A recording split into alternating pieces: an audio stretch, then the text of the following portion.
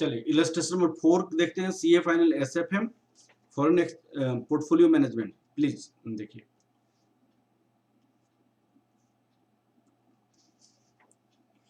Peer Limited expect that considering the current market prices, the equity shareholder should get a return at least 15.50%.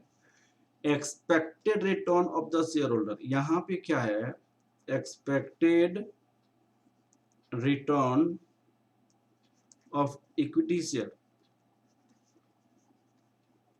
यहाँ पे 15.50% है, ठीक है।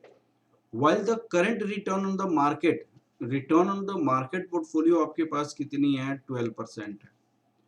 RBI has closed the latest auctions for a 2500 crore for 180 days bid. Lowest Beed आपका कितनी है, यहाँ पे लोवेस्ट बीड आपका 4.3% है। Although there were a bidder at higher rate 4.6, higher rate कितनी है, हायर रेट 4.6% है for the lots less than 10 crore. What is the Pierce beta, Pierce का बीटा निकालनी है।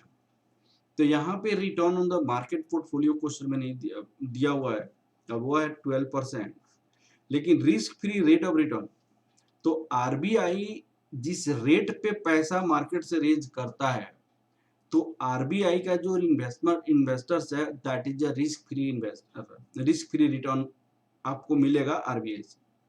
तो यहाँ पे लोएस्ट बीड ये है और हाईएस्ट बीड आपका इतना है, तो risk free rate of return दोनों का एवरेज हो जाएगा। हमने माना risk working node first, calculation of risk free rate of return, risk free rate of return equal to average of lowest bid return and highest bid return, that equal to 4.3% plus 4.6% whole divided by 2, 4.3% plus 4.6% whole divided by 2, तो कितना हो जाएगा ये 4.45%, 4.45%। Now, calculation of beta. Calculation of beta. Expected return as per CAPM.